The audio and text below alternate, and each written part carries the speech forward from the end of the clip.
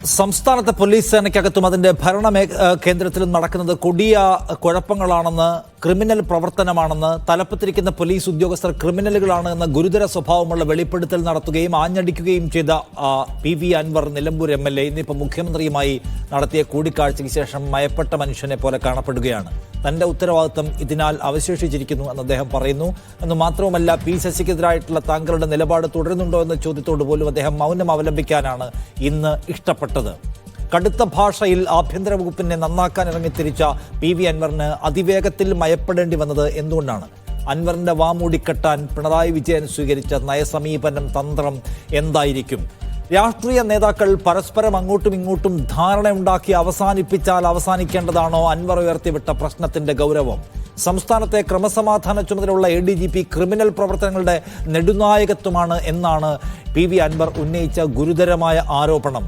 അത് ഇവർ തമ്മിൽ അങ്ങോട്ടും ഇങ്ങോട്ടും സെറ്റിലായാൽ തീരുന്നതാണോ? അതിലൊരു അന്വേഷണം പ്രഖ്യാപിച്ചിട്ടുണ്ട് സർക്കാർ. ആ അന്വേഷണത്തിന് ചുമതല വഹിക്കുന്ന ആളുകൾ പലരും MR അജിത് കുമാറിന്റെ പദവിക്കും താഴെയുള്ളവരാണ് എന്നത് മാത്രമല്ല, MR അജിത് കുമാർ സർവപ്രതാപിയായി, അൻവറിന്റെ ആരോപണം എന്താണ്, DGPക്ക് മേലെ സൂപ്പർ DGP അദ്ദേഹം തുടരുന്നതാണ്. അതേ പദവിയിൽ, അതേ അധികാര പദവിയിൽ, അതേ പ്രിവിലേജോടെ അദ്ദേഹം തുടർന്നുകൊണ്ടാണ് ഈ അന്വേഷണം മറുവശത്ത് നടക്കുന്നത് എന്നതാണ് ഏറ്റവും വലിയ വിരോധാഭാസം. P ശശി ഇടതുപക്ഷ ജനാധിപത്യ മുന്നണിയുടെ കമ്മ്യൂണിസ്റ്റ് മാർക്സിസ്റ്റ് പാർട്ടിയുടെ നയസമീപനങ്ങൾക്ക് കുറുകെ സഞ്ചരിക്കുന്നു എന്നാണ് അൻവറിന്റെ ആരോപണം. ശശി അതേ പദവിയിൽ തുടരുകയാണ്. MR അജിത് കുമാർ എന്തൊക്കെ ചെയ്യുന്നു? കൊലപാതകം ചെയ്യിക്കുന്നു, സ്വർണ്ണക്കള്ളക്കടത്ത് നടത്തുന്നു, വയർലെസ് സെറ്റുകളുടെ സന്ദേശങ്ങൾ മോഷ്ടിച്ചയാളെ ലഘുവകുപ്പുകൾ കൊടുത്ത് ഊരിക്കൊടുക്കുന്നു, അതിന് 1.5 കോടി കൈപ്പറ്റുന്നു, കഴിമതി പണമായി മണിമാളിക പോലത്തെ പടുകൂറ്റൻ വീട് വയ്ക്കുന്നു. ഈ ആരോപണമെല്ലാമുള്ള അജിത് കുമാർ അതേ പദവിയിൽ തുടരും. അദ്ദേഹത്തെ ഒന്നും ചെയ്യേണ്ടതില്ല എന്നാണ് സർക്കാർ തീരുമാനിച്ചിരിക്കുന്നത്. ആഭ്യന്തര വകുപ്പുമായി ബന്ധപ്പെട്ട് കഴിഞ്ഞ 8 വർഷമായി ഉയർന്നു നിൽക്കുന്ന ആരോപണങ്ങളെ ഇപ്പോഴും അവഗണിക്കാനുള്ള ഈ സർക്കാർ തീരുമാനം എന്തുമാത്രം ഗുണപ്രദമാണ് എന്നാണ് നമ്മൾ സംസാരിക്കുന്ന വിഷയം. അതിലെന്തൊക്കെ ഗൗരവതരമായ സംഗതികൾ ഇപ്പോഴും അവശേഷിക്കുന്നുവെന്ന് ഈ ചർച്ചയിൽ നമ്മോടൊപ്പം ഉള്ളത് ശ്രീ VS സുനിൽകുമാർ ആദ്യഘട്ടത്തിൽ ഈ ചർച്ചയ്ക്കൊപ്പം ഉണ്ട്. അഡ്വക്കേറ്റ് VR അനൂപ് കോൺഗ്രസിൽ നിന്ന്, ശ്രീ M ജയചന്ദ്രൻ CPIM സഹയാത്രികൻ, ശ്രീ ആനന്ദ് കൊച്ചുകുടി മാധ്യമപ്രവർത്തകൻ, മുഹമ്മദ് ഹനീഫ രാഷ്ട്രീയ നിരീക്ഷകൻ എന്നിവരാണ്. VS സുനിൽകുമാറിനോട് ചോദിക്കാൻ ആഗ്രഹിക്കുന്ന ചോദ്യങ്ങൾ: തൃശൂർ പൂരം കലക്കിയതിൽ MR അജിത് കുമാറിന് പങ്കാളിത്തമുണ്ട് എന്ന അൻവറിന്റെ ആരോപണമാണ്. തൃശൂർ പൂരം കലക്കിയതിന് പിന്നിൽ ആസൂത്രിതമായ ഗൂഢാലോചനയും പിന്നണി പ്രവർത്തനവും ഉണ്ടായിരുന്നു എന്ന ആരോപണം ഇപ്പോഴും ഉന്നയിക്കുന്ന ആളാണ് VS സുനിൽകുമാർ, അവിടെ പരാജയപ്പെട്ട ഇടതുപക്ഷ ജനാധിപത്യ മുന്നണിയുടെ സ്ഥാനാർത്ഥി.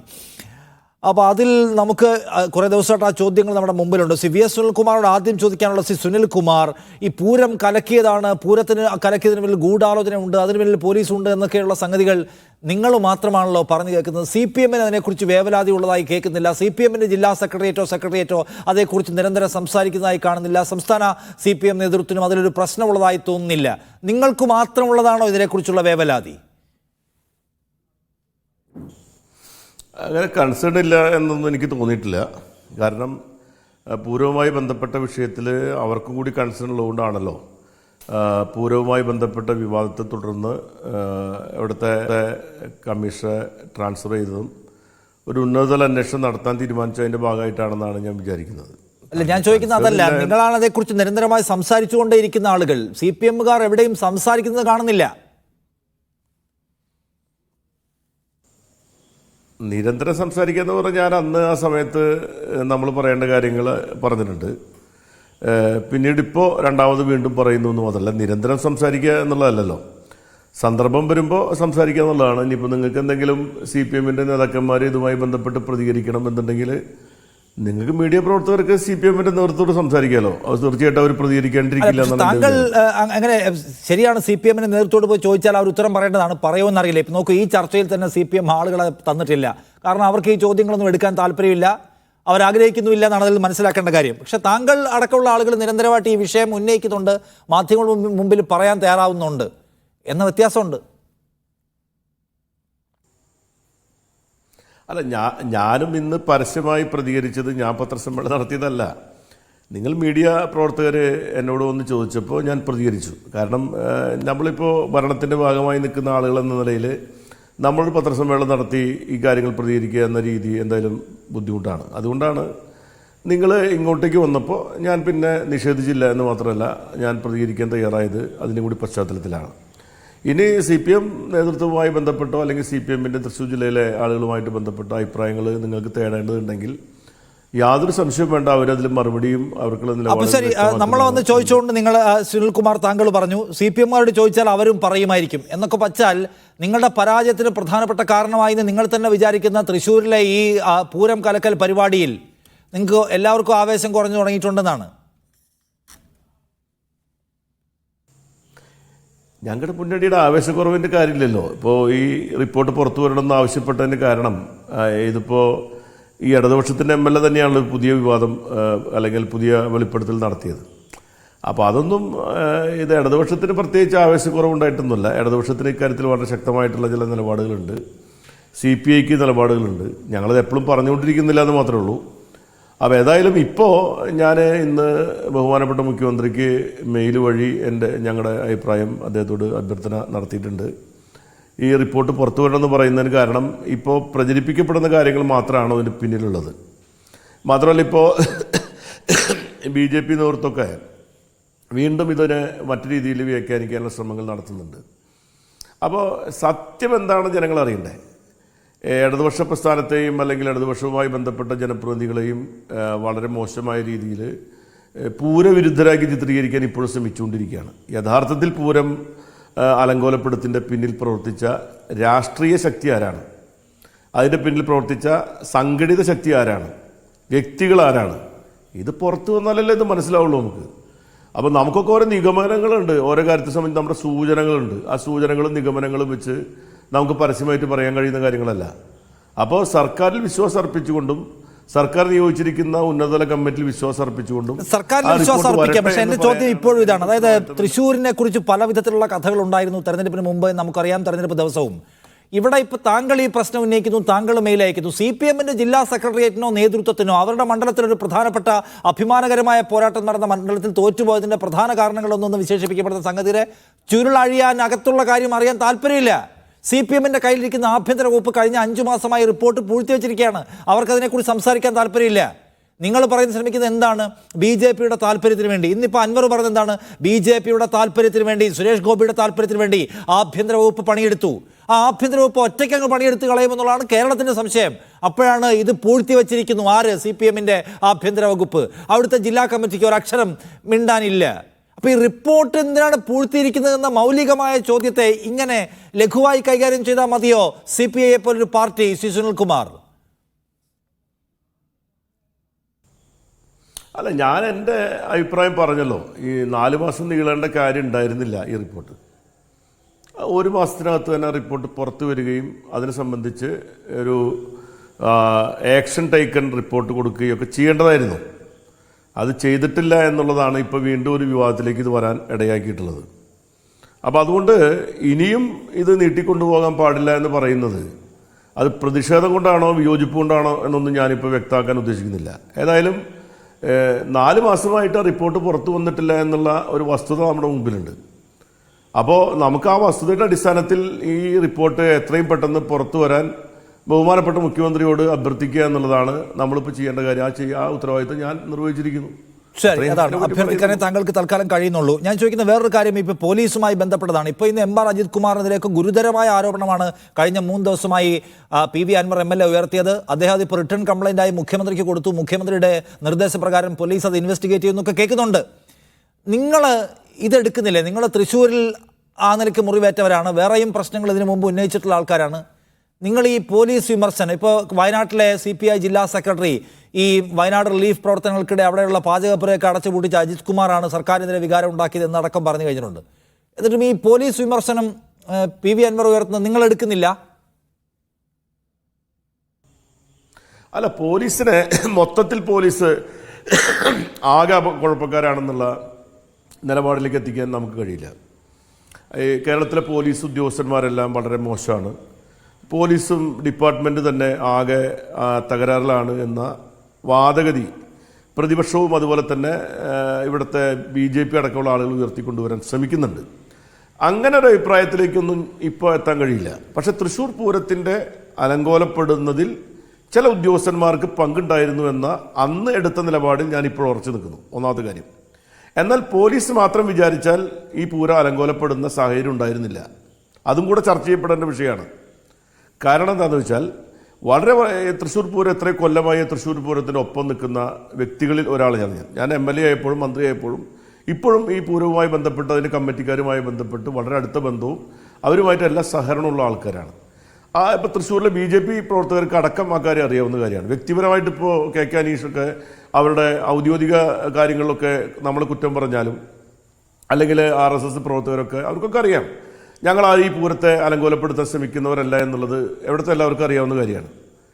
പക്ഷേ ഈ കഴിഞ്ഞ പൂരവുമായി ബന്ധപ്പെട്ട അതിന് മുമ്പ് നടന്ന പല പൂരങ്ങളിൽ എല്ലാവരും കൂടി ഒരുമിച്ച് സഹകരിച്ച് പ്രവർത്തിച്ചിട്ടുണ്ട്.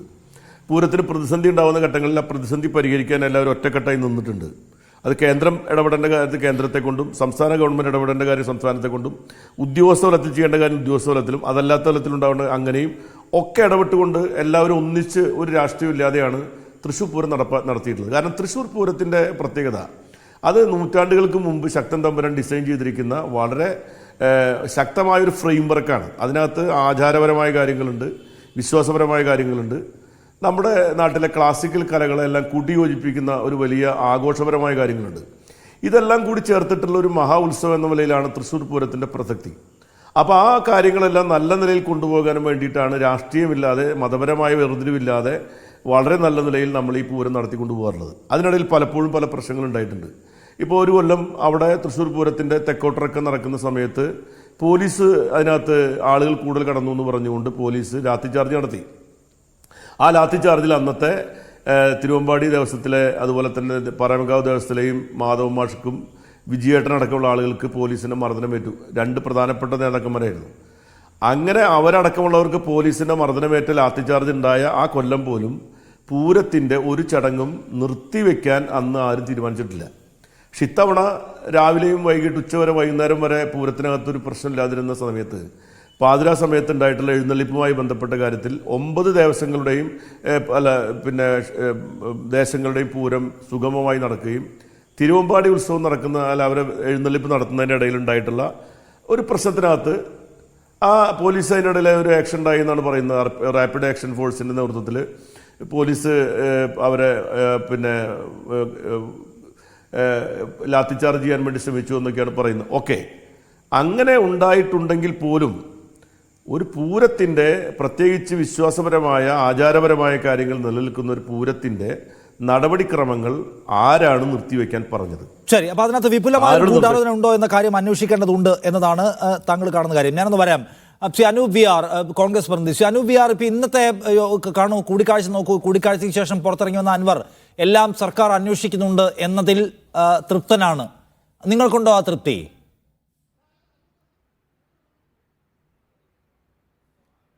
അൻവർ എന്ന് പറയുന്നത് ഒരു സഖാവ് എന്നുള്ള നിലയിൽ അദ്ദേഹത്തിൻ്റെ ഉത്തരവാദിത്തം മറ്റൊരു സഖാവായ മുഖ്യമന്ത്രിയോട് സംസാരിച്ചപ്പോൾ തീർന്നു എന്നാണ്. പ്രാഞ്ചിയേട്ടൻ സിനിമയിൽ മമ്മൂട്ടി ഇന്നസെന്റിനെ തല്ലിയപ്പോൾ അദ്ദേഹം പറയുന്നത് ഒരു ക്രിസ്ത്യാനിയെ ഹിന്ദു തല്ലിയെന്നതായി കാണുന്നില്ല, മറിച്ച് ഒരു സുഹൃത്തിനെ തല്ലിയെന്നാണ്. ഇത് സഖാക്കൾ തമ്മിൽ പറഞ്ഞു തീർക്കേണ്ട വിഷയമായി അൻവറിന് തോന്നുന്നുണ്ടായിരിക്കും. പക്ഷേ ഇവിടെ അൻവർ എന്ന് പറയുന്നത് MLA ആണ്. അദ്ദേഹം ഉന്നയിച്ച കാര്യങ്ങൾ ഗൗരവതരമാണ്. പിണറായി വിജയൻ കേരളത്തിൻ്റെ മുഖ്യമന്ത്രിയാണ്. അൻവർ എന്തൊക്കെയാണ് ഈ ദിവസങ്ങൾ ഉന്നയിച്ച കാര്യങ്ങൾ? അദ്ദേഹം പറയുന്നത് അഡീഷണൽ DGP അജിത് കുമാർ ആളെ കൊല്ലിക്കുന്ന ആളാണ്, ആളെ കൊല്ലാനും മടിയുള്ള ആളല്ല. അല്ല, VR അനൂപ്, താങ്കൾ പറഞ്ഞത് ഇത് 2 സഖാക്കൾ തമ്മിൽ ധാരണയാക്കിയാലാകുന്ന കാര്യം അല്ല എന്നാണ്.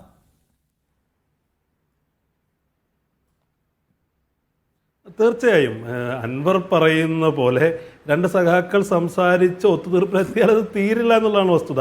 അൻവർ പറഞ്ഞ കാര്യങ്ങൾ പബ്ലിക് ഡൊമൈനിൽ അവിടെ നിലനിൽക്കുകയാണ്. നേരത്തെ ഞാൻ പറഞ്ഞു, കൊല്ലാൻ ശ്രമിച്ചതും കൊല്ലിക്കാൻ ശ്രമിച്ചതും വീട് വെച്ചതുമായ കാര്യങ്ങൾ. അതിനേക്കാളൊക്കെ ഏറ്റവും നമ്മളെ സംബന്ധിച്ച് ഏറ്റവും പ്രധാനപ്പെട്ട ഒരു കാര്യമാണ് തൃശ്ശൂർ പൂരവുമായി ബന്ധപ്പെട്ട് അദ്ദേഹം നടത്തിയ വെളിപ്പെടുത്തൽ. അദ്ദേഹം പറഞ്ഞത് എന്താ? തൃശ്ശൂർ പൂരം പോലെ ലോകം ശ്രദ്ധിക്കുന്ന BBC ലിസ്റ്റ് ചെയ്തിട്ടുള്ള കേരളത്തിലെ എല്ലാ മാധ്യമങ്ങളും ലൈവായി ടെലികാസ്റ്റ് ചെയ്യുന്ന ഒരു പ്രധാനപ്പെട്ട സാംസ്കാരികവും ആചാരപരവുമായ ഒരു ഉത്സവം ഇൽമോട്ടീവായി ദുരുദ്ദേശത്തോടു കൂടി അതിൽ ഇടപെട്ട് നിർത്തിവെക്കുക മാത്രമല്ല, അതിന് പിന്നിൽ കൃത്യമായ ക്രിമിനൽ ഗൂഢാലോചന ഉണ്ടെന്നാണ് ഇവിടെ ഒരു ഭരണപക്ഷ MLA പറയുന്നത്. അത് വളരെ നിസ്സാരമാണോ? അതിൽ ഞാൻ പരാതി കൊടുത്ത ആളാണ്. അതിനകത്ത് ഒരു കോഗ്നിസിബിൾ നോൺ ബെയിലബിൾ ഒഫൻസിനെ കുറിച്ച് ഒരു ഇൻഫോർമേഷൻ നമുക്ക് കിട്ടിയാൽ നമുക്ക് പരാതി കൊടുക്കാം. അൻവർ പിണറായി വിജയനോട് പറഞ്ഞ് ഒത്തുതീർപ്പാക്കിയാൽ ഒത്തുതീർപ്പാവുന്ന വിഷയമല്ല. നാളെ ഈ അൻവറിന്റെ വെളിപ്പെടുത്തലിന്റെ അടിസ്ഥാനത്തിൽ പോലീസ് കേസെടുക്കേണ്ടി വരും. ഞാനതിൽ പ്രൈവറ്റ് കംപ്ലൈൻറ്റ് കോടതിയിൽ കൊടുക്കാനിരിക്കുകയാണ്. ഇവിടെ വളരെ കൃത്യമായി ഇത്തരം കാര്യങ്ങൾ ഒരു നാടിൻ്റെ സ്വൈര ജീവിതത്തിന് ഭംഗമുണ്ടാക്കുന്ന തരത്തിൽ സാമുദായികമായി ഈ പറയുന്ന വിശ്വാസപരമായ ആളുകൾ ചേരിതിരിവുണ്ടാക്കുന്ന ശ്രമത്തിലൊക്കെ നിക്ഷിപ്ത താല്പര്യങ്ങളുമായി ഒരു അഡീഷണൽ DGP, ലോ ആൻഡ് ഓർഡറിന്റെ ചുമതലയുള്ള അഡീഷണൽ DGP മുന്നോട്ട് വരുന്നു എന്ന് പറയുന്നത് ആരാ? ഭരണകക്ഷിയിൽപ്പെട്ട MLA ആണ്. ഗുരുതരമായ ആരോപണം അവിടെ നിൽക്കെ രണ്ടുപേർ തമ്മിൽ ഉണ്ടാക്കുന്ന ധാരണ രാഷ്ട്രീയ ധാരണകൾ കൊണ്ട് പ്രയോജനമില്ല എന്നാണ്. ശ്രീ ജയചന്ദ്രൻ, നോക്കൂ, ഇവിടെ ഇന്നിപ്പം മുഖ്യമന്ത്രിയെ കണ്ടു, എല്ലാം എഴുതി കൊടുത്തിട്ടുണ്ട്, മുഖ്യമന്ത്രി എല്ലാം അന്വേഷിക്കും, ഞാൻ എൻ്റെ ഉത്തരവാദിത്വം നിറവേറ്റി കഴിഞ്ഞുവെന്ന് അൻവർ പറയാണ്. ഈ അൻവറിന് ഈ പുറത്ത് നടത്തിയിട്ടുള്ള വാർത്താ സമ്മേളനങ്ങളും കോലാഹലങ്ങളും വേണമെങ്കിൽ ഒഴിവാക്കാൻ കഴിയുമായിരുന്നല്ലോ. അദ്ദേഹത്തിന് മുഖ്യമന്ത്രി ഇതുപോലെ നേരിട്ട് കണ്ട ഒരു 10-30 മിനിറ്റ് കൂടിക്കാഴ്ച നടത്തി എഴുതി കൊടുത്താൽ ഈ കോലാഹലങ്ങൾ തന്നെയും ഇല്ലാതാക്കാമായിരുന്നു. അപ്പോൾ അദ്ദേഹം ഒരു വലിയ ഒരു മൂവ്മെന്റിന് തുടക്കം കുറിക്കുന്നു. വളരെ പെട്ടെന്ന് മുഖ്യമന്ത്രി കാണാൻ വിളിക്കുന്നു, സംസാരിക്കുന്നു, ഞാൻ കോമ്രേഡിന്റെ ഉത്തരവാദിത്വം നിറവേറ്റി നിശബ്ദനാകുന്നു എന്ന് പറയുന്നു. ആകപ്പാടെ സംശയമാണ്. സത്യത്തിൽ അൻവറിനെ വിരട്ടി മൂലയ്ക്കാക്കിയതാണോ പിണറായി വിജയൻ?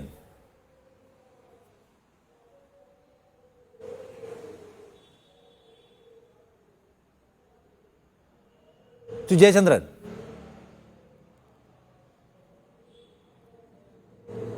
എന്നോടാണോ ചോദിച്ചത്? നിഷാദ് എന്നോടാണോ ചോദിച്ചത്? അങ്ങനെയല്ലല്ലോ, അതിനെ കാണേണ്ടതും അങ്ങനെയല്ലല്ലോ. ഈ അൻവർ ഉന്നയിച്ച പരാതികൾ, അല്ലെങ്കിൽ വിമർശനങ്ങൾ, ആക്ഷേപങ്ങൾ ഒക്കെ ഉണ്ടല്ലോ. അത് വെച്ച് ഒരാൾക്കും ഒരു സർക്കാരിനും ഒരു നടപടി എടുക്കാനാവില്ല. അത് സംബന്ധിച്ച് വ്യക്തമായി പരാതി ഉണ്ടാവണം. ആ പരാതിയുടെ ഘട്ടമാണ്. എന്നിട്ട് പോലും ഭരണകക്ഷി MLA ആണ് ആയതുകൊണ്ട് ഈ കേൾക്കുന്ന ഉന്നയിക്കപ്പെട്ട വിമർശനങ്ങളുടെ സത്യാവസ്ഥ അന്വേഷിക്കാനായി മുഖ്യമന്ത്രി DGP ചുമതലപ്പെടുത്തുകയും ചെയ്തു. അതിനുശേഷമാണ് അൻവർ മുഖ്യമന്ത്രി ഇന്ന് പരാതിയും കൊണ്ട് നേരിട്ട് കാണാൻ എത്തുന്നത്. കണ്ടു, സംസാരിച്ചു. പരാതികളും അതിന് ഉപോദ്ബലകമായ അദ്ദേഹത്തിൻ്റെ പക്കലുള്ള തെളിവുകളും കൈമാറിയിട്ടാണ് അൻവർ ആ കൂടിക്കാഴ്ചയ്ക്ക് ശേഷം പോരുന്നത്. അൻവറിൻ്റെ ആ ഭാഗം കഴിഞ്ഞു. ഇനി നടപടിയെടുക്കേണ്ടത് മുഖ്യമന്ത്രിയുടെ ഭാഗത്തു നിന്നാണ് നടപടി ഉണ്ടാവേണ്ടത്. അത് ഇന്നല്ല, ഇനിഷ്യേറ്റ് ചെയ്തത് 2 ദിവസം മുൻപാണ്. DGPയോട് അന്വേഷിക്കാൻ ആവശ്യപ്പെട്ടിട്ടുണ്ട്. അന്വേഷിക്കാൻ ആവശ്യപ്പെട്ടതിൻ്റെ ഭാഗമായി ഇപ്പോൾ ഉയരുന്ന വിമർശനം മറ്റേ പത്തനംതിട്ടയ്ക്ക് മലപ്പുറത്തു നിന്ന് മാറ്റപ്പെട്ട SP സുജിത് ദാസിൻ്റെ കാര്യം എന്തായി? സുജിത് ദാസിൻ്റെ കാര്യത്തിൽ DGP ആവശ്യപ്പെട്ട പ്രകാരം മുഖ്യമന്ത്രി ആവശ്യപ്പെടുന്നു, അത് കഴിഞ്ഞ് DGP താഴേക്ക് ആവശ്യപ്പെടുന്നു.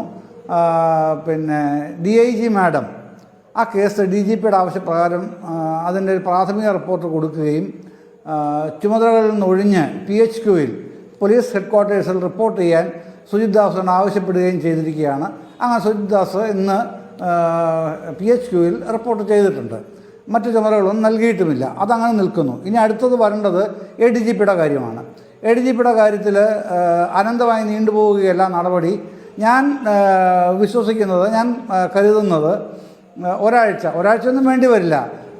ഏറിയാൽ ഒരു 4-5 ദിവസം അതിനകം ADGPയുടെ കാര്യത്തിൽ, MR അജിത് കുമാറിൻ്റെ കാര്യത്തിൽ ഉചിതമായ തീരുമാനം എന്തു വേണം, അദ്ദേഹത്തിന് എങ്ങോട്ടാണ് ഇനി അടുത്ത നീക്കം എന്നുള്ളതിനെ സംബന്ധിച്ച് മുഖ്യമന്ത്രിയുടെ ഭാഗത്തു നിന്ന് തന്നെ ഒരു തീരുമാനം ഉണ്ടാവും എന്നാണ് ഞാൻ വിചാരിക്കുന്നത്. അതിനെ പറയുന്ന പോലെ DGPക്ക് നൽകിയ 1 മാസത്തിൻ്റെ ആ ഒരു കാലാവധി വരെയൊന്നും പോവില്ല. ഏറിയാൽ 4 ദിവസം അതിനകം അക്കാര്യത്തിലും തീരുമാനമുണ്ടാവും. പിന്നെ വരുന്നത് P. ശശിയുടെ പ്രശ്നമാണ്. P. ശശിയെ സംബന്ധിച്ച് സ്പെസിഫിക്കായി എന്തെങ്കിലും ആക്ഷേപം അൻവർ ഉന്നയിച്ചിട്ടില്ല. എന്നാൽ P. ശശിയുടെ പ്രവർത്തനം കാര്യക്ഷമമല്ല, ഇനാക്റ്റീവ്നെസ്, അതിനെ സംബന്ധിച്ച് അദ്ദേഹം പരസ്യമായി തന്നെ പറഞ്ഞിട്ടുണ്ട്. അല്ലെങ്കിൽ അജിത് കുമാറിൻ്റെ പല നടപടികൾക്കും അദ്ദേഹം കൂട്ടുനിന്നിട്ടുണ്ട്. അത്തരം കാര്യങ്ങളൊക്കെയാണ് ആവശ്യപ്പെട്ടിട്ടുള്ളത്. ആ സംഗതി വരുന്നത്, അപ്പോൾ അതിൻ്റെ ഭാഗമായിട്ട് വരുന്നൊരു വിമർശനം പൊളിറ്റിക്കൽ സെക്രട്ടറി വലിയ അധികാര കേന്ദ്രമായി മാറുന്നു. ശരിയാണ്, ഏത് ഗവൺമെൻറ് വന്നാലും, അത് UDF ആണെങ്കിലും LDF ആണെങ്കിലും പൊളിറ്റിക്കൽ സെക്രട്ടറി അധികാര കേന്ദ്രം തന്നെയാണ്. അതുകൊണ്ടാണല്ലോ ആ പൊളിറ്റിക്കൽ പോസ്റ്റിങ്ങിന് പൊളിറ്റിക്കൽ സെക്രട്ടറി എന്ന പേര് വരുന്നത്. മുഖ്യമന്ത്രിയുടെ ഓഫീസിൽ തന്നെയാണ് അദ്ദേഹത്തിൻ്റെ ക്യാബിനും. അതുണ്ട്. അപ്പോൾ അതിൻ്റെ അകത്ത് എന്തെങ്കിലും അപാകം ശശിക്ക് വന്നിട്ടുണ്ടോ എന്നുള്ളത് മുഖ്യമന്ത്രിയുടെ ഓഫീസും മുഖ്യമന്ത്രി തന്നെയും പാർട്ടി നേതൃത്വവും ഇടപെട്ട് പരിശോധിക്കും. ശശി തിരുത്താൻ ആവശ്യമായ കാര്യങ്ങൾ ശശി ഉടൻ തന്നെ തിരുത്തേണ്ടതുണ്ട്. അതേസമയം DGPയുടെ അന്വേഷണം മുമ്പോട്ട് പോകുകയാണല്ലോ. ആ അന്വേഷണത്തിൻ്റെ ഭാഗമായി ശശിക്കെതിരെ സ്പെസിഫിക്കായി എന്തെങ്കിലും ആരോഗ്യപ്പെട്ട കുറ്റങ്ങൾ തെളിയുകയാണെന്നുണ്ടെങ്കിൽ അപ്പോൾ ശശിയുടെ കാര്യത്തിൽ എന്ത് വേണം എന്നുള്ള ഒരു അന്തിമ തീരുമാനം എടുക്കുകയും ചെയ്യും. തൽക്കാലം ശശിക്കെതിരെ എന്തെങ്കിലും ഈ 1-2 അല്ലെങ്കിൽ ഒരാഴ്ചക്കകം ഒന്നും നടപടി ഉണ്ടാവാൻ പോകുന്നതായിട്ട് ഞാൻ വിചാരിക്കുന്നില്ല. പക്ഷേ ശശി അവിടെ ഇരിക്കെ തന്നെ വളരെ കൃത്യമായ അന്വേഷണം നടക്കുകയും ശശിക്കെതിരെ പോലും തെളിവുകളുണ്ടെങ്കിൽ ആ അന്വേഷണ റിപ്പോർട്ട് വരികയും ഒക്കെ ചെയ്യും എന്നാണ് താങ്കളുടെ പരിധി കവിഞ്ഞ നിഷ്കളങ്കത. ഞാൻ അതിനെ ഇപ്പോൾ തൽക്കാലം മാനിക്കുന്നു. ഞാനൊന്ന് വരാമേ, ഞാനൊന്ന് ഈ റൗണ്ടൊന്ന് പൂർത്തിയായിക്കോട്ടെ. ശ്രീ മുഹമ്മദ് ഹനീഫ, നമുക്ക് ഇവിടെ ഏറ്റവും പ്രധാനപ്പെട്ട ആരോപണങ്ങളൊന്ന് ഇടതുപക്ഷ ജനാധിപത്യ മുന്നണിയുടെ നയപരിപാടികൾക്ക് വിരുദ്ധമായി RSSന്റെ സംഘപരിവാരത്തിന്റെ പരിപാടികൾ നടപ്പിലാക്കിക്കൊണ്ടിരിക്കുകയാണ് ഇവിടുത്തെ പോലീസ് എന്നതാണ് ഒരു പ്രധാനപ്പെട്ട വിമർശനം ഉന്നയിക്കുന്നത്. ആര്? ഈ പറയുന്ന PV അൻവർ പുറത്ത് നടത്തിയ 8 വർഷത്തിന് ശേഷം അൻവർ നടത്തുന്ന 3 ദിവസത്തെ വാർത്താ സമ്മേളനം കൊണ്ടാണോ CPMന്റെ സംഘടനാ സംവിധാനത്തിന് നമ്മുടെ കയ്യിലല്ല പോലീസ് എന്ന് മനസ്സിലാവുന്നത് എന്ന് വന്നാൽ വലിയ കഷ്ടമാണ്. എന്ന് മാത്രമല്ല, അൻവർ ഈ ഉന്നയിക്കുന്ന ആരോപണത്തെ ഒരു കുഞ്ഞും ആ പാർട്ടിയിലും തള്ളിപ്പറയുന്നില്ല. കാരണം എല്ലാവർക്കും അറിയാവുന്ന നഗ്നമായ സത്യമാണ് അത് എന്നിരിക്കെ അൻവർ പുറത്ത് ബഹളം ഉണ്ടാക്കിയപ്പോഴാണ് ഇതൊക്കെ അന്വേഷിക്കേണ്ട ഘട്ടമായി എന്ന് CPMന് മനസ്സിലായത് എന്ന് വെച്ചാൽ, അങ്ങനെ വിശ്വസിക്കണമെങ്കിൽ നമുക്ക് വല്ലാത്ത നിഷ്കളങ്കത വേണം. അതോ അതിനപ്പുറം എല്ലാം അറിയാമായിരുന്ന, എല്ലാം മനസ്സിലാക്കാൻ കഴിയുമായിരുന്ന ആളുകളുണ്ടായിട്ടും അവരതിൻ്റെ മൗനാനുവാദം നൽകിയെന്നോ അല്ലെങ്കിൽ അവർ നടക്കട്ടെ എന്ന് വിചാരിച്ചു എന്നോ അങ്ങനെയൊക്കെ കാണാമല്ലോ. തീർച്ചയായും അൻവറിൻ്റെത് നിഷ്കളങ്കമായ ഒരു തീരുമാനം എന്ന് പറയാൻ കഴിയില്ല. അല്ലെങ്കിൽ ഈ സംഭവ വികാസങ്ങൾ, താങ്കളിപ്പോൾ ഇത്രയും വിശദീകരിച്ച സംഭവ വികാസങ്ങൾ പാർട്ടിക്ക് ഒരു പുതിയ അറിവാണ്, അല്ലെങ്കിൽ അൻവറിൻ്റെ വെളിപ്പെടുത്തലിന് തുടർന്നുണ്ടായ ഒരു അറിവാണ് എന്ന് വിശ്വസിക്കാൻ നമുക്ക് കഴിയില്ല. കാരണം ഈ സർക്കാർ അധികാരത്തിൽ വന്നത് മുതൽ നിരവധി ആഭ്യന്തര വകുപ്പുമായി ബന്ധപ്പെട്ട് നിരവധി സംഭവ വികാസങ്ങളുമായി ബന്ധപ്പെട്ട് ഈ ഒരു ആഖ്യാനം നമ്മൾ കേട്ടിട്ടുണ്ട്. പിണറായി വിജയൻ്റെ ആഭ്യന്തര വകുപ്പ്, അതിൻ്റെ പോലീസ് സംഘപരിവാറുമായി പല കേസുകളിലും ഒത്തുതീർപ്പുകൾ നടത്തുന്നതായിട്ടുള്ള ആരോപണം അന്തരീക്ഷത്തിൽ നിലനിൽക്കുന്നുണ്ട്. ആ ഒരു സാഹചര്യത്തിൽ ഇതൊരു പുതിയ അറിവല്ല, പാർട്ടിയെ സംബന്ധിച്ച പുതിയ അറിവല്ല, രാഷ്ട്രീയ മണ്ഡലത്തിലൊരു പുതിയ അറിവല്ല.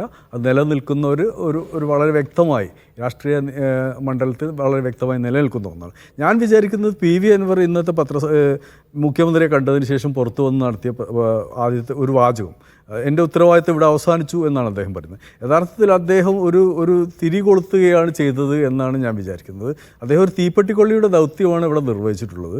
തീപ്പെട്ടിക്കൊള്ളിക്ക് അത് കത്തിക്കുക എന്ന് മാത്രമാണ്. ആ കത്തിക്കുക എന്ന ദൗത്യം അദ്ദേഹം പൂർത്തിയാക്കി എന്നാണ് അദ്ദേഹം പറയുന്നതിൻ്റെ അർത്ഥം എന്നാണ് ഞാൻ മനസ്സിലാക്കുന്നത്.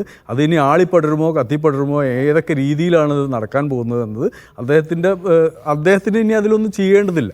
കാരണം അത്രയും ഇതിപ്പോൾ നോക്കൂ, അദ്ദേഹത്തിന് പകരം CPMൻ്റെ ഒരു അംഗമായ ഒരു MLA ആണ് ഇത് ചെയ്തിരുന്നതെങ്കിൽ അദ്ദേഹം ഇപ്പോൾ പാർട്ടിക്ക് പുറത്താണ്.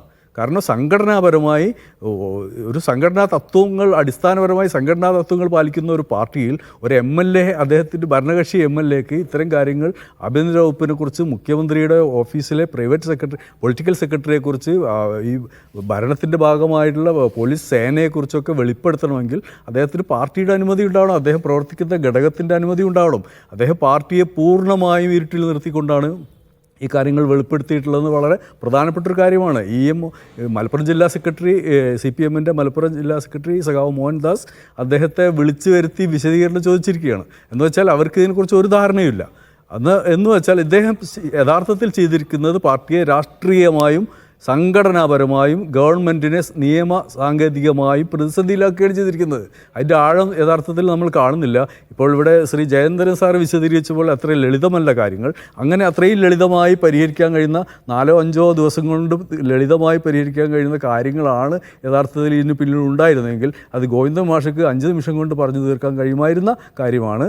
എന്നാൽ പാർട്ടിയുടെ ഔദ്യോഗികമായ ഒരാൾ പോലും ഇത്രയും ഗുരുതരമായ ആരോപണങ്ങൾ, ഞാൻ പറഞ്ഞ പോലെ പാർട്ടിയെയും സർക്കാരിനെയും ആഭ്യന്തര വകുപ്പിനെയും മുഖ്യമന്ത്രിയുടെ ഓഫീസിനെയും പ്രതിസന്ധിയിലാക്കുന്ന തരത്തിലുള്ള വെളിപ്പെടുത്തൽ നടത്തിയിട്ട് പോലും അതിൻ്റെ ഗൗരവത്തിലുള്ള ഒരു പ്രതികരണം പാർട്ടിയുടെ ഒരു ഭാഗത്തുനിന്ന് നമ്മൾ ഇത്രയും ദിവസമായി കേൾക്കുന്നില്ല. പാർട്ടി അത് ഒത്തുതീർപ്പാക്കാൻ ഇവിടെ അനൂപ് സൂചിപ്പിച്ച പോലെ സഖാക്കൾ തമ്മിലുള്ള ഒത്തുതീർപ്പിനുള്ള ഒരു ശ്രമം എന്ന നിലയിലാണ് നടക്കുന്നത്. പക്ഷേ അത് അവിടെ അവസാനിക്കാൻ പോകുന്നില്ല എന്നാണ് ഒന്നാമത്തെ കാര്യം. രണ്ടാമത് PV അൻവർ തന്നെ പറയുന്നത്, ഒരു വാചകം പൂർത്തിയാക്കുന്നതിനിടയിൽ അദ്ദേഹം 4 തവണ സഖാവ് എന്ന് പറയുന്നുണ്ട്. സഖാവ് എന്ന വാക്ക് അദ്ദേഹത്തിൻ്റെ ഒരു രാഷ്ട്രീയ പശ്ചാത്തലം എല്ലാവർക്കും അറിയാം. അദ്ദേഹം ഇപ്പോഴും പാർട്ടിയുടെ അംഗമല്ല, പാർട്ടിയുടെ ഒരു ഘടകത്തിലും അദ്ദേഹത്തിന് അംഗത്വമില്ല. അദ്ദേഹം സഖാവ് എന്നത് സ്വയം എടുത്തണിയുന്ന ഒരു അലങ്കാരം മാത്രമാണ്. അദ്ദേഹം രാഷ്ട്രീയമായി കക്ഷി രാഷ്ട്രീയപരമായും സംഘടനാപരമായും ഒന്നും അദ്ദേഹം സഖാവല്ല. അദ്ദേഹം പാർട്ടിയുമായി ചേർന്ന് നിൽക്കുന്ന ഒരാളാണ്, സഹയാത്രികൻ എന്നേ അദ്ദേഹത്തെക്കുറിച്ച് പറയാൻ കഴിയൂ. എന്നാൽ അദ്ദേഹം ഈ വിവാദത്തിലുടനീളം, ഈ വെളിപ്പെടുത്തലിൻ്റെ ഈ തുടർ സീരീസിലുടനീളം അദ്ദേഹം അടുത്തണിയാൻ ശ്രമിക്കുന്നത് സഖാവ് എന്നൊരു മുഖമാണ്. പാർട്ടിയുടെ സഖാവ്, ശുദ്ധീകരണത്തിന് വേണ്ടിയുള്ള ഒരു ശ്രമം, അല്ലെങ്കിൽ സർക്കാരിൻ്റെ ഇടയിൽ പ്രവർത്തിക്കുന്ന ചില കീടങ്ങളെ അല്ലെങ്കിൽ ആ തരത്തിലുള്ള ഒരു ശുദ്ധീകരണത്തിലുള്ള ശ്രമം നടത്തുന്ന ആത്മാർത്ഥതയുള്ളൊരു പാർട്ടി പ്രവർത്തകൻ, പാർട്ടിയോടൊപ്പം പാർട്ടിയുടെ ഭാവിയിൽ സർക്കാരിൻ്റെ ഭാവിയിലൊക്കെ ആശങ്കയുള്ള, അതിന് വളരെയധികം ആശങ്കകളുള്ള ഒരാൾ എന്ന നിലയിലാണ് അദ്ദേഹം സംസാരിക്കുന്നത്. നമുക്കറിയാം അദ്ദേഹത്തിന് പാർട്ടിയുമായിട്ടുള്ള ബന്ധം എന്താണ്. അദ്ദേഹത്തിൻ്റെ സംഘടനാപരമായ ബന്ധമല്ല. അദ്ദേഹത്തിന് ഇത്രയും കാര്യങ്ങൾ പാർട്ടിയെ പ്രതിസന്ധിയിലാക്കാതെ ചെയ്യണമായിരുന്നെങ്കിൽ താങ്കൾ ഇവിടെ സൂചിപ്പിച്ച പോലെ മുഖ്യമന്ത്രിയുമായ ഒരു കൂടിക്കാഴ്ചയിൽ അവസാനിപ്പിക്കാൻ കഴിയുന്ന കാര്യങ്ങളാണ്. ഒരിക്കലും പരസ്യമായ ഒരു പ്രതികരണത്തിലേക്ക് പോകേണ്ട യാതൊരു സാഹചര്യവുമില്ല. അദ്ദേഹത്തിൻ്റെ പാർട്ടി പ്രത്യേകിച്ച് പാർട്ടിയെ വലിയ പ്രതിസന്ധിയിലേക്ക് അല്ലെങ്കിൽ തിരുത്താൻ അല്ലെങ്കിൽ ചിലതൊക്കെ ചെയ്യാൻ നിർബന്ധമാക്കുന്ന സാഹചര്യത്തിലേക്ക് അൻവർ എടുത്തെറിഞ്ഞു കഴിഞ്ഞിരിക്കുന്നു. ഇനി ആ പാർട്ടിക്ക് സ്വയം പ്രവർത്തിക്കാതെ നിവൃത്തിയില്ല എന്ന് നില വന്നിട്ടുണ്ട് എന്നാണ്. ആനന്ദ് കൊച്ചുകുടി, താങ്കൾ എന്താണ് CPM-നകത്ത് നടക്കുന്നത് എന്നാണ് കാണുന്നത്? മുഖ്യമന്ത്രിക്ക് കൂടി താല്പര്യമുള്ള ഒരു പ്ലോട്ട് ഡിസൈനിങ് ആണ് കാണുന്നത്. ശശിയെക്കുറിച്ച് പലതരത്തിലുള്ള പ്രശ്നങ്ങളുണ്ട്, അജിത് കുമാറിനെ കുറിച്ച് പ്രശ്നങ്ങളുണ്ട്. ഇവരെയൊക്കെ വെറുതെ മാറ്റുക സാധ്യമല്ല. അവരെയൊക്കെ മാറ്റുന്നതിനൊരു പരിതസ്ഥിതി രൂപപ്പെടുത്തേണ്ടതുണ്ട്. ആ രൂപപ്പെടുത്തലാണ് ഇപ്പോൾ അൻവറിൻ്റെ കൂടി സമ്മതത്തോടെയും അല്ലെങ്കിൽ അൻവറിൻ്റെ കൂടെ സഹകരണത്തോടെ നടപ്പിലാക്കിക്കൊണ്ടിരിക്കുന്നത് എന്ന തിയറി പറയുന്ന ആൾക്കാരുണ്ട്. എന്നാൽ ഒരു വിഭാഗം പാർട്ടിക്കകത്ത് തന്നെ CPM-നകത്ത് പിണറായി വിജയൻ്റെ നേതൃത്വത്തിൽ പാർട്ടിയുടെയും ലെഫ്റ്റിൻ്റെയും നയത്തിന് വിരുദ്ധമായ സഞ്ചാരത്തെ തടയാൻ ഇറങ്ങി പുറപ്പെട്ടിരിക്കുന്നു. അൻവർ അതിൻ്റെ ടൂളാണ് എന്ന അഭിപ്രായമുള്ളവരുണ്ട്. സത്യത്തിൽ എന്താണ് സംഭവിക്കുന്നതാണ് താങ്കൾക്ക് തോന്നുന്നത്?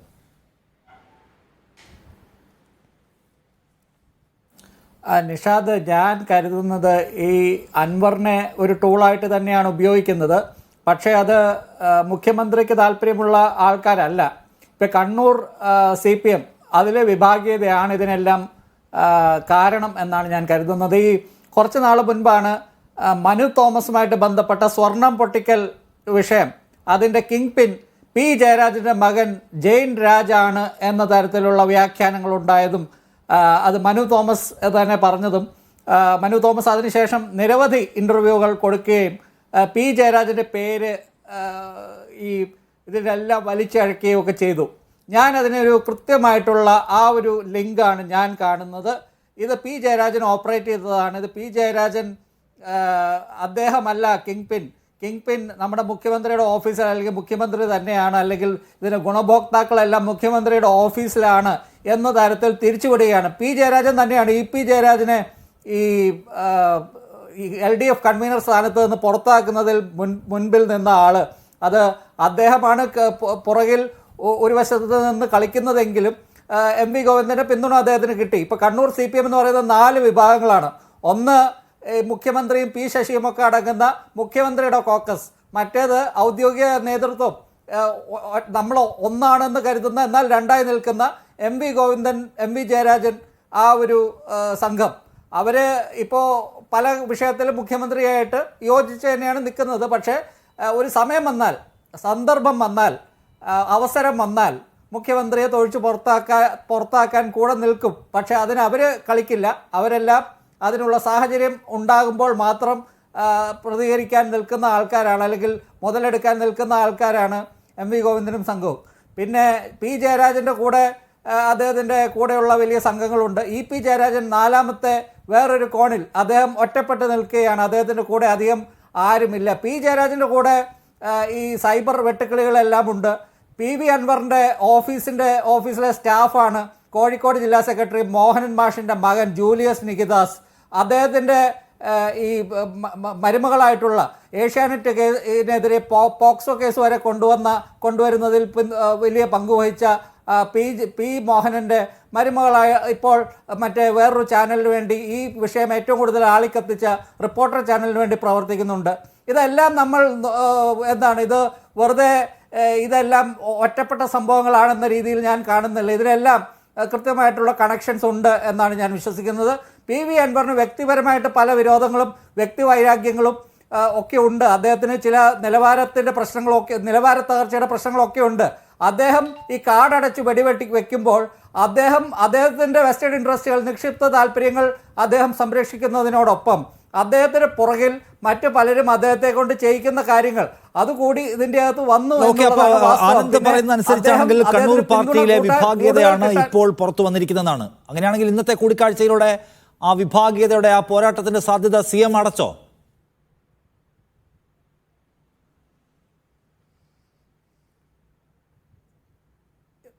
നിഷാദ്, എന്നോട് ഇന്നത്തെ കൂടിക്കാഴ്ചയിൽ എന്തുകൊണ്ടാണ് അദ്ദേഹം പിന്മാറിയതെന്നാണ് ചോദിക്കുന്നത്. ഞാൻ ചോദിക്കുന്ന ഈ പിണറായി വിജയനെതിരായിട്ടുള്ള ഒരു മൂവ്മെന്റ് ആണെങ്കിൽ ആ മൂവ്മെന്റിനെ പിണറായി വിജയൻ അടച്ചോന്ന് ചോദിക്കുക ഞാൻ. അതെ, കാരണം ഈ PV അൻവർ എന്നൊക്കെ പറഞ്ഞാൽ അദ്ദേഹം നിരവധി നിയമലംഘനങ്ങൾ നടത്തി, അദ്ദേഹത്തിന് ബിസിനസ് സംബന്ധമായിട്ടോ അല്ലാതെ നിരവധി നിയമലംഘനങ്ങളൊക്കെ നടത്തി അദ്ദേഹം കോംപ്രമൈസ്ഡ് ആയിട്ടുള്ള ഒരാളാണ്. അദ്ദേഹത്തിനെ പൂട്ടാനുള്ള ആയുധങ്ങളെല്ലാം പിണറായി വിജയൻ്റെ കയ്യിലുണ്ട്. ഇപ്പോൾ പിണറായി വിജയൻ ഒരു സ്വിച്ച് ഇട്ടാൽ അതുപോലെ ഇപ്പോൾ PV അൻവറിനെ പൂട്ടാനുള്ള നിരവധി കാര്യങ്ങൾ പിണറായി വിജയൻ്റെ കയ്യിലുണ്ട്. അപ്പോൾ അദ്ദേഹം പുറത്തു വന്നിട്ട് നിങ്ങൾ എന്നെ കമ്മ്യൂണിസ്റ്റ് ആക്കി, ഞാൻ സഖാവായി മാറി എന്ന രീതിയിൽ പ്രതികരിക്കുന്നത് അതുകൊണ്ട് തന്നെയാണ്. പിണറായി വിജയൻ അറിയാം, ഇപ്പോൾ അജിത് കുമാറിനെ ഇതിൻ്റെ പേരിൽ മാറ്റിയാൽ നാളെ ശശിയുടെ നേരെയാണ് ഇത് ഓങ്ങുന്നത്. പിന്നെ നാളെ കഴിഞ്ഞ് അത് ഫെബ്രുവരിയിൽ സംസ്ഥാന സമ്മേളനം നടക്കുമ്പോൾ പിണറായി വിജയന് തന്നെ നേരെ വരും. പക്ഷെ P ജയരാജൻ അദ്ദേഹത്തിൻ്റെ കാര്യം സാധിച്ചു എന്ന് ഞാൻ പറയും. കാരണം EP ജയരാജനെ മാറ്റി ഇനിയിപ്പോൾ ബ്രാഞ്ച് സമ്മേളനങ്ങൾ മുഴുവൻ തുടങ്ങുമ്പോൾ ഇന്നു മുതൽ ഇവിടെ എല്ലാ ബ്രാഞ്ച് കമ്മിറ്റികളിലും, ഏരിയ കമ്മിറ്റികളിലും, ജില്ലാ കമ്മിറ്റികളിലും എല്ലാം, ലോക്കൽ കമ്മിറ്റികളിലും എല്ലാം ശശിയെക്കുറിച്ചും അജിത് കുമാറിനെ കുറിച്ചും പിണറായി വിജയനെ കുറിച്ചുമുള്ള വിമർശനങ്ങൾ വരാൻ കാരണമാകും. P ജയരാജൻ്റെ പുറകിൽ P ജയരാജൻ മാത്രമല്ല, ശൈലജയും തോമസ് ഐസക്കും തുടങ്ങിയുള്ള വലിയൊരു സംഘം നേതാക്കൾ P ജയരാജനെ രഹസ്യമായി പിന്തുണയ്ക്കുന്നുണ്ട്. അപ്പോൾ ഇത് CPM-ലെ വിഭാഗീയത എന്ന് പറയുന്നത് കണ്ണൂർ മാത്രം ഒതുങ്ങി നിൽക്കുന്നതല്ല എന്നുള്ള ഒരു കാര്യം കൂടിയുണ്ട്. പുതിയൊരു പാർട്ടി അല്ലെങ്കിൽ പുതിയ മൂവ്മെന്റ് രൂപപ്പെട്ടു വരുന്നതിന്റെ സൂചനയായിട്ടാണ് ഇതിനെ എടുക്കേണ്ടതെന്നാണ് ആനന്ദിന്റെ അഭിപ്രായം. ഞാനൊരു M ജയചന്ദ്രൻ, താങ്കൾക്ക് നേരത്തെ ഏതോ പോയിന്റ് കംപ്ലീറ്റ് ചെയ്യാനുണ്ടായിരുന്നു, അതിലേക്ക് പോകാം.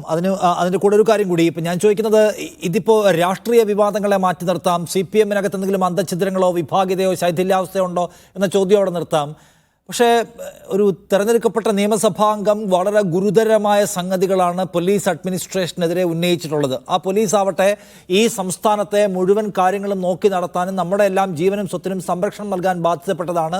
അതിൽ തന്നെ ലോ ആൻഡ് ഓർഡർ പോലുള്ള ഏറ്റവും പ്രധാനപ്പെട്ട ഒന്നിൻ്റെ തലപ്പത്തിരിക്കുന്ന ഉദ്യോഗസ്ഥൻ ക്രിമിനലാണ് എന്നതാണ് ഒരു നിയമസഭാംഗം ഉത്തരവാദിത്തോടെ ഉന്നയിച്ചിട്ടുള്ള ആരോപണം. അതിന് അദ്ദേഹം ചില സംഗതികളൊക്കെ പുറത്തുവിടുകയും ചെയ്യുന്നുണ്ട്. സ്റ്റിൽ നോക്കൂ, ഞാൻ പിൻവാങ്ങുന്നു എന്ന് അദ്ദേഹം പറയുന്നു. ഈ പറയുന്ന അതേ ക്രിമിനൽ ആരോപണം നേരിടുന്ന ഉദ്യോഗസ്ഥൻ MLA ക്രിമിനലാണെന്ന് പറഞ്ഞാൽ അതേ പദവിയിലിരിക്കുകയാണ്. അദ്ദേഹത്തിൻ്റെ പൊളിറ്റിക്കൽ ബോസസ് ആർ ദെയർ, അവരോടെ ഉണ്ട്, അവരെവിടെയും പോയിട്ടില്ല. എന്ന് വെച്ചാൽ ഇപ്പോൾ ആരാണ് ഇതിൽ എന്താ പറയുന്നത് അപമാനിക്കപ്പെടുന്നത്, അല്ലെങ്കിൽ ആരാണ് ഇതിൽ വിലയില്ലാതാക്കപ്പെടുന്നത്? ജനങ്ങളല്ലേ?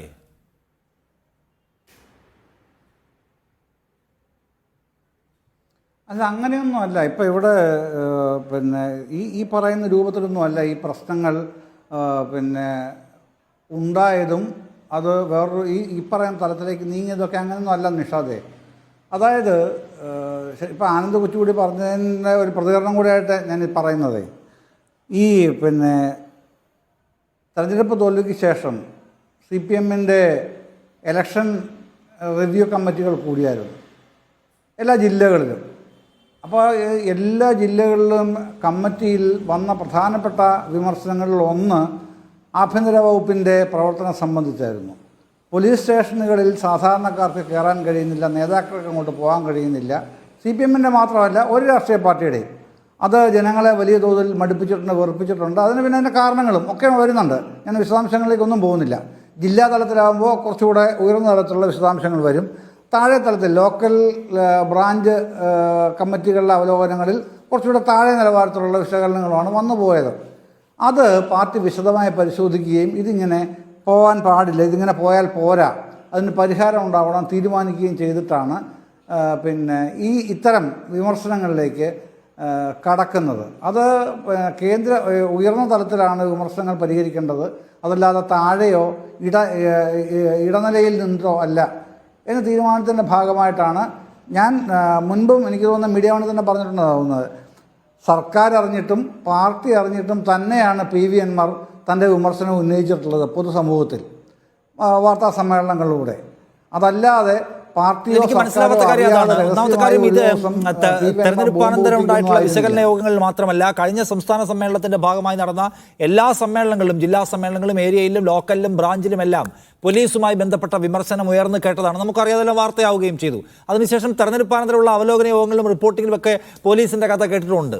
എന്നിട്ടും അൻവറിനെ ഇറക്കിയിട്ട് ഇങ്ങനെ ഒരു ഷോ കാണിക്കണം, എന്നാലേ നാട്ടുകാർക്ക് മനസ്സിലാവൂ, പാർട്ടിക്ക് മനസ്സിലാവൂ, എന്നാലേ നടപടിയെടുക്കാൻ കഴിയൂ എന്നൊക്കെ CPM-നെ പോലെ ഒരു വലിയ ബൃഹത്തായ കക്ഷി പറയുന്നത് കേൾക്കുമ്പോഴാണ്, എന്നിട്ട് ഇതൊക്കെ നമ്മൾ വിശ്വസിക്കണം നിഷ്കളങ്കമായി എന്നുകൂടി പറയല്ലേ ശ്രീ ജയചന്ദ്രൻ?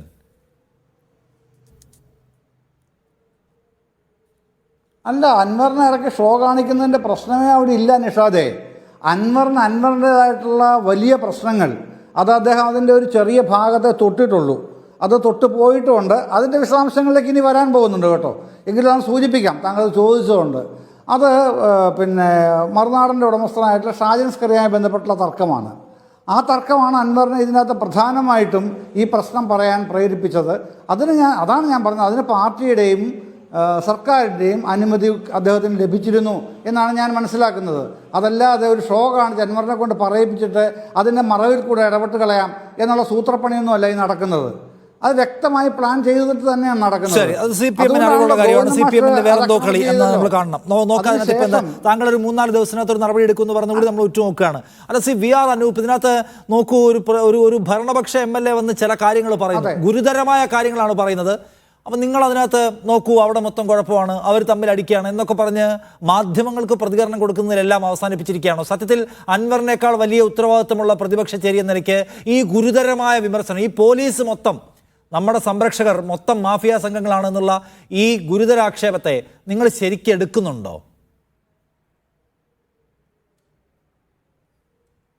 തീർച്ചയായും CPM-നകത്ത് വിഭാഗീയമായ ചേരിതിരിവുകളിൽ അതിൻ്റെ ശാക്തിക ബലാബലങ്ങളിലൊന്നും കേരളത്തിലെ പ്രതിപക്ഷത്തെ സംബന്ധിച്ചൊരു വിഷയമല്ല. പ്രതിപക്ഷ നേതാവ് വളരെ കൃത്യമായി ഇന്ന് ഉന്നയിച്ചിട്ടുണ്ട് മുഖ്യമന്ത്രിയുടെ ഓഫീസ്. ഇവിടെ പലരും പറയുന്നത് പോലെ പ്രശ്നം P ശശിയിലോ അല്ലെങ്കിൽ അജിത് കുമാറിലോ ഒതുക്കാൻ കഴിയുന്നതാണോ? ഇവരെയൊക്കെ സംരക്ഷിക്കുന്ന മുഖ്യമന്ത്രി തന്നെയാണ് പ്രതിസ്ഥാനത്ത് പ്രതിപക്ഷ നേതാവ് പറഞ്ഞിട്ടുണ്ട്. അതിനെതിരെ വരും ദിവസങ്ങളിൽ പ്രക്ഷോഭമായി മുന്നോട്ട് വരുമെന്ന് പറഞ്ഞിട്ടുണ്ട്. ഇവിടെ അൻവറിനെ സംബന്ധിച്ച് അൻവർ പറഞ്ഞു, അൻവറിൻ്റെ നിസ്സഹായത അൻവർ പറഞ്ഞു. ഒരു ദിവസം കൊണ്ട് അന്ന ഹസാരയുടെയോ അല്ലെങ്കിൽ പഴയ VS അച്യുതാനന്ദൻ്റെയോ റോളെടുത്ത അൻവർ ഇന്ന് മുഖ്യമന്ത്രിയുടെ ഓഫീസിൽ നിന്ന് മടങ്ങി വന്നുകൊണ്ട് പറയുന്നത് എന്താ? ആരാണ് പിന്നിൽ എന്ന് ചോദിക്കുമ്പോൾ അത് ദൈവം മാത്രമാണെന്ന് അൻവർ വളരെ നിസ്സഹായനായി തുറന്നു പറഞ്ഞു. ആരുമില്ലാത്തവർക്ക് ദൈവം ഉണ്ടെന്ന് നമ്മൾ കേട്ടിട്ടുണ്ട്, പക്ഷെ അൻവറിൻ്റെ കൂടെ ദൈവം മാത്രമാണ് ഉള്ളതെന്ന് അൻവർ തുറന്നു പറഞ്ഞു.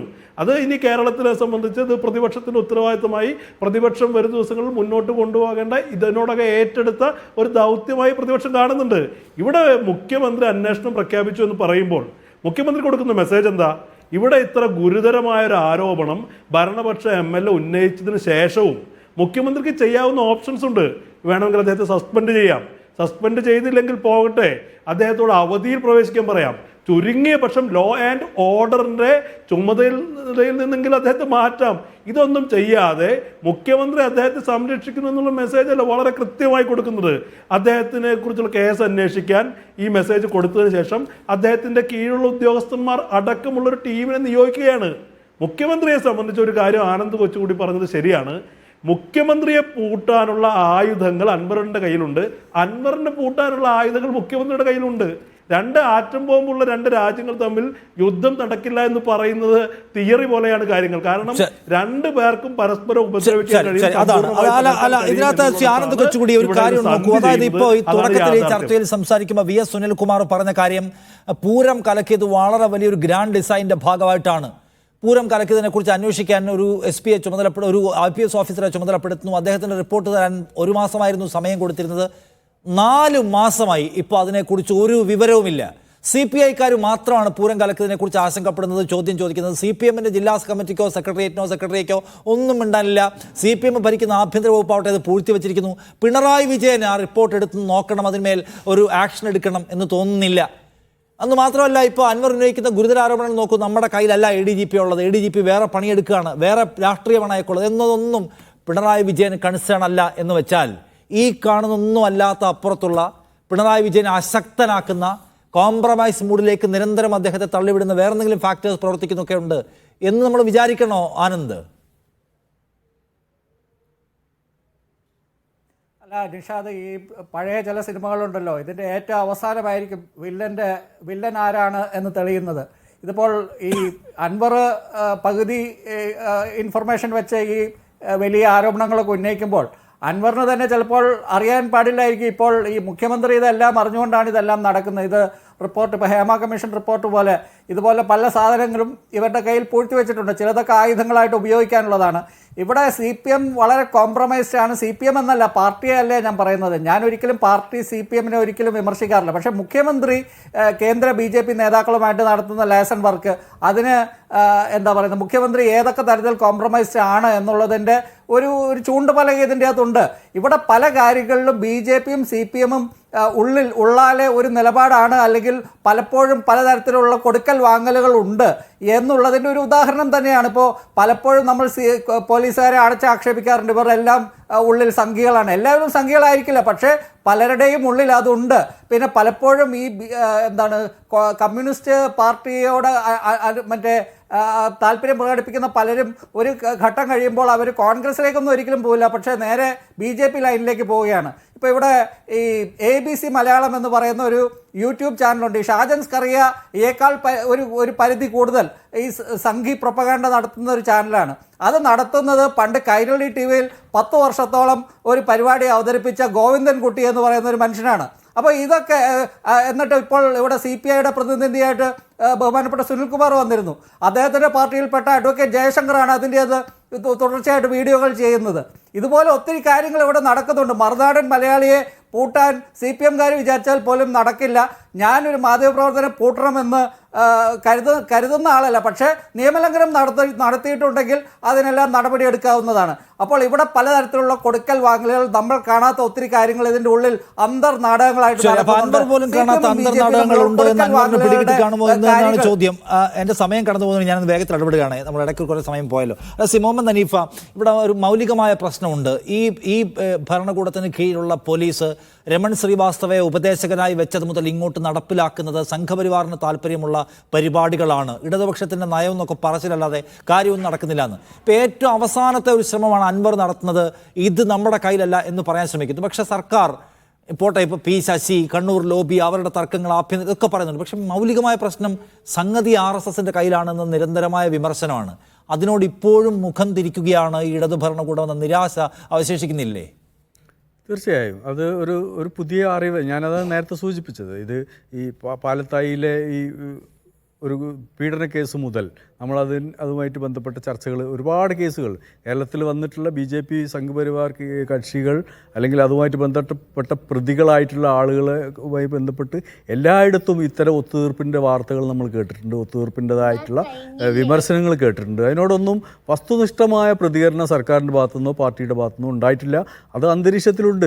വിശേഷിച്ചും സംഘപരിവാർ വിരുദ്ധ രാഷ്ട്രീയത്തിൽ ഉറച്ചു നിൽക്കുന്ന ആളുകൾ അതൊരു പ്രചരണത്തിൽ വിശ്വസിക്കുന്നുണ്ട്, അവർ ആ ആശയം വിശ്വസിക്കുന്നുണ്ട്. അവരെ സംബന്ധിച്ചുള്ള അതൊരു കേട്ടുകേൾവിയോ അല്ലെങ്കിൽ ഒരു പ്രൊപ്പഗണ്ടയോ അല്ല, അതൊരു സത്യമാണ്. ആ സത്യത്തോട് യഥാർത്ഥത്തിൽ സർക്കാരോ അതിൻ്റെ ആഭ്യന്തര വകുപ്പോ അതിൻ്റെ മുഖ്യമന്ത്രി ഒരിക്കലും ആ ഒരു വിഷയത്തോട് പ്രതികരിച്ചിട്ടില്ല. ആഭ്യന്തര വകുപ്പിൻ്റെ ഒരാളും പ്രതികരിച്ചിട്ടില്ല. അപ്പോൾ അതിവിടെ നിലനിൽക്കുന്ന ഒരു നെക്സസ് ഈ സംഘപരിവാറുമായി ഉള്ള രാഷ്ട്രീയ ബന്ധമാണോ അതോ അതിൻ്റെ രണ്ട് ഭാഗത്ത് നിൽക്കുന്ന ഏതെങ്കിലും ഉദ്യോഗസ്ഥ തലത്തിൽ നടക്കുന്ന ബന്ധമാണോ എന്നൊന്നും നമുക്ക് വ്യക്തമല്ല. അത്തരത്തിലുള്ളൊരു അന്വേഷണമോ അത്തരത്തിലുള്ള വെളിപ്പെടുത്തലുകളോ ഉണ്ടായിട്ടില്ല. PV അൻവർ ഇപ്പോൾ ചെയ്തുകൊണ്ടിരിക്കുന്നത്, ഞാൻ പറയുന്നത് അദ്ദേഹം നടത്തിയിട്ടുള്ള വെളിപ്പെടുത്തൽ ഏറ്റവും ഗുരുതരമായ, ഏറ്റവും സ്ഫോടനാത്മകമായ കാര്യം അതാണ്. വിശേഷിച്ച് ഇവിടെ തെരഞ്ഞെടുപ്പ് വരാൻ പോവുകയാണ്. ഇവിടെ തദ്ദേശ സ്വയംഭരണ തെരഞ്ഞെടുപ്പ്, അതിനോടൊപ്പം നിയമസഭാ തെരഞ്ഞെടുപ്പ് വരാൻ പോവുകയാണ്. ലോക്സഭാ തെരഞ്ഞെടുപ്പ് പോലെയല്ല. എല്ലായ്പ്പോഴും ലോക്സഭാ തെരഞ്ഞെടുപ്പിൽ കോൺഗ്രസ്സിന് അല്ലെങ്കിൽ UDFന് ഒരു മേൽക്കൈ ഉണ്ടാവാറുണ്ട്. എന്നാൽ ഒരു BJP വിരുദ്ധ രാഷ്ട്രീയത്തിൻ്റെ പതാകവാഹകർ എന്ന നിലയിലുള്ള ആനുകൂല്യം കഴിഞ്ഞ 2 നിയമസഭാ തെരഞ്ഞെടുപ്പിൽ കിട്ടിയിട്ടുള്ള കക്ഷിയാണ് ഇവിടുത്തെ ഇടതുപക്ഷ മുന്നണി. ആ ആനുകൂല്യത്തെ കൂടി ചോദ്യം ചെയ്യുന്ന തരത്തിൽ അടുത്ത തെരഞ്ഞെടുപ്പിൽ ഈ BJP വിരുദ്ധ രാഷ്ട്രീയത്തിൻ്റെ കൊടിവാഹകരാകാൻ കഴിയുകയില്ല എന്നതിൻ്റെ ഒരു രാഷ്ട്രീയ അടിത്തറ രൂപീകരിക്കുന്നതിൽ അൻവറിൻ്റെ വെളിപ്പെടുത്തൽ വലിയ പങ്കുവഹിക്കും. അത് മുന്നോട്ട് പോകും എന്ന് തന്നെയാണ് ഞാൻ വിചാരിക്കുന്നത്. കാത്തിരുന്ന് കാണേണ്ട കാര്യമാണ്. ഞാനൊന്ന് ഇടവേളയിൽ കുറച്ച് നിവിൻ പോളി വാർത്താ സമ്മേളനം വന്നുകൊണ്ട് എല്ലാവർക്കും മതിയായ സമയം കിട്ടിയിട്ടില്ല എനിക്കറിയാം. ദയവായി അത് മനസ്സിലാക്കുമല്ലോ, ക്ഷമിക്കുമല്ലോ. ഞാൻ അവസാനിപ്പിക്കുകയാണ്. താങ്ക് യു എല്ലാവർക്കും ഈ ചർച്ചയിൽ പങ്കെടുത്തത്.